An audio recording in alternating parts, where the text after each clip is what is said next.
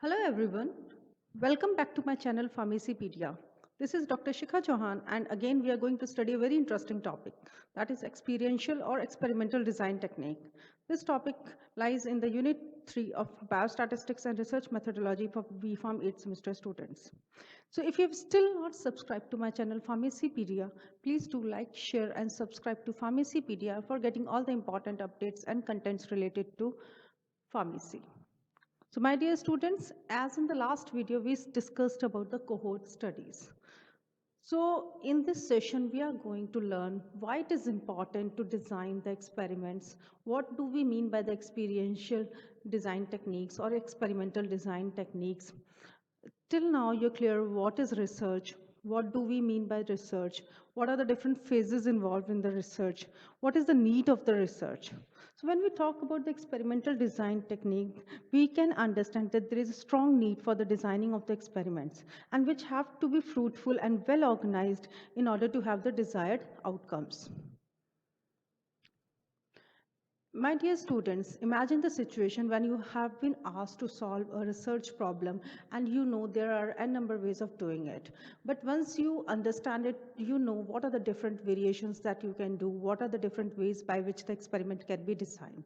But since the experiments are very costly, each individual experiment is very costly, so they have to be conducted in a production plant rather than in the pilot plant or laboratory. So we have to understand that it is very important to design the experiments so that we further downline or reduce or minimize the number of trials needed to without compromising the integrity of the data analysis and without producing the discrepant product.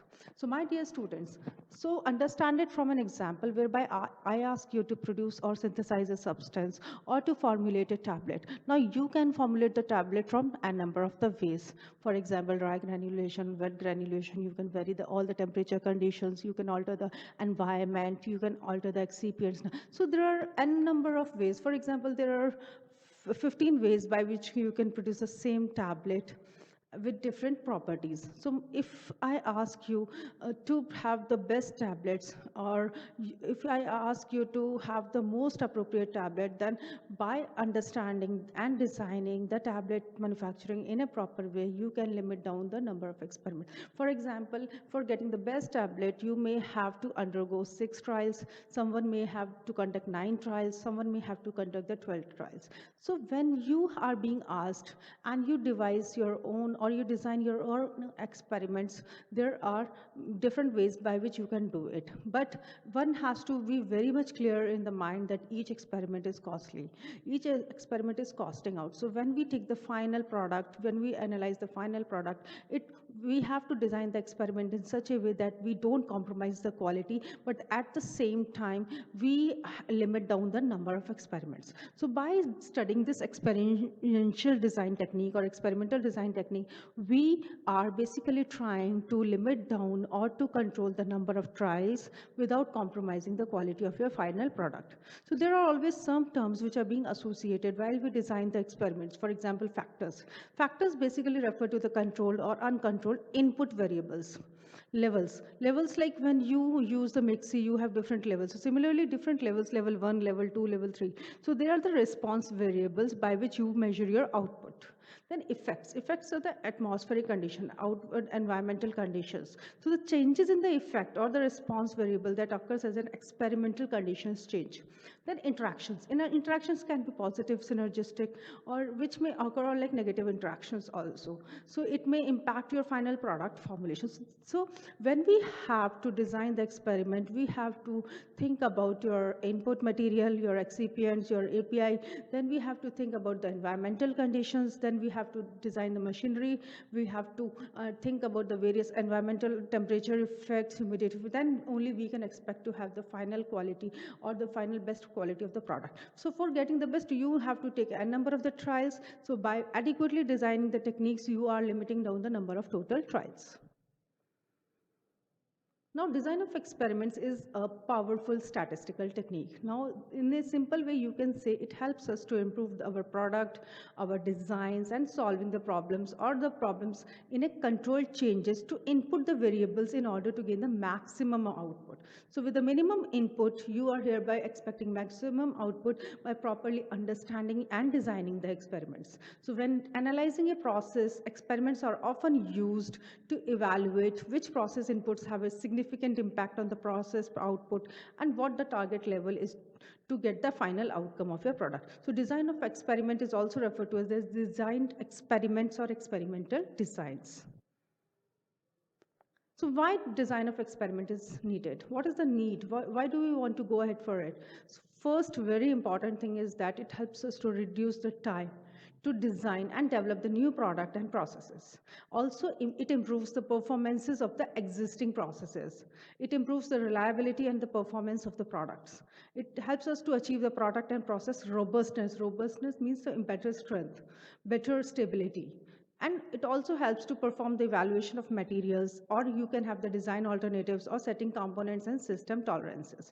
So if you design your experiment in a proper way, by minimum number of resources, you can have the best possible product without compromising the quality.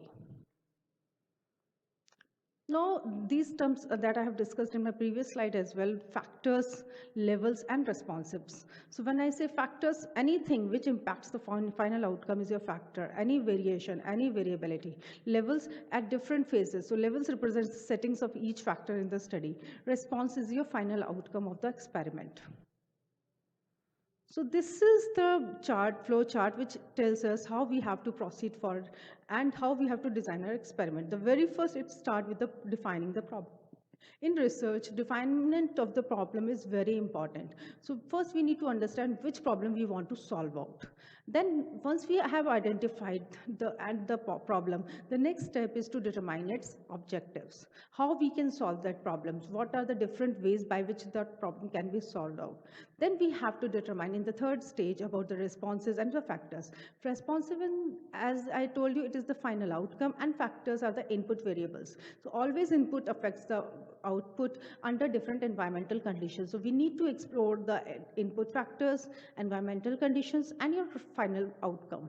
Then you have to design your experiment. You have to put the variation in such a way that there is no duplication of the experiment, and you design and limit down the number of total trials. Then you have to actually conduct the experiment and collect the data. Once you have collected the data, then you need to analyze and interpret the data so that you get some fruitful conclusions. Then you interpret the results, you have all the observations, you try to analyze and put down some conclusion out of it. Then you verify the product. Verification simply means you carry out the experiment in duplicate and triplicate so that you are well satisfied enough that you are having the reproducible results. Then you have the additional experiments to prove whatever conclusions have been derived out. So these are the simple steps that we follow, that we should do while trying to design the experiments. In a better way, in a planning phase, you can say first the problem has to be stated out, then you have to define the objectives, select the output response variables, select the input response to be explored, select the factor levels, select the design of experiment design, then sample sizes, number of times you are going to repeat the experiment. You have to have the proper defined experimental plan with the detailed protocol. Then you have to actually conduct the experiment and collect the data analysis phases, identify the significant factors and interactions. Also, you have to ensure that you have some modeling equation, and then you validate. Validate means that you confirm your results and carry out and draw some fruitful conclusions so that the final impact on the current processes and downstream can be taken care of. Then you have to also conduct the cost benefit analysis so that you minimize the number of trials. So if you have the minimum, so with the less cost, you can have the better output of your product. My dear students, so this is the simple steps, 11 steps by which you can solve any of the research problem using your design of experimental technique and ensure that your final product is produced with limited number of trials, with limited resources, and in a better way. So when you study the problem adequately, you understand the input variable, you understand the output variable, and you follow it in a certain sequence, then only you can have the better result outcome.